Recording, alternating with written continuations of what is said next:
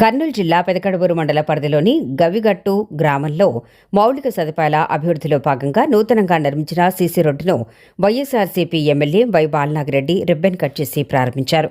గ్రామ ప్రజల చిరకాల కోరికగా ఉన్న ఈ రోడ్డు అందుబాటులోకి రావడంతో రాకపోకలు మరింత సులభమవుతాయని స్థానికులు హర్షం వ్యక్తం చేశారు. అధికారుల వివరాల ప్రకారం బంగారం అవ్వను గుడి నుంచి సుమారు 122 మీటర్ల పొడవున ఈ సీసీ రోడ్డును 9 లక్షల రూపాయల 16,000 వ్యయంతో నిర్మించారు.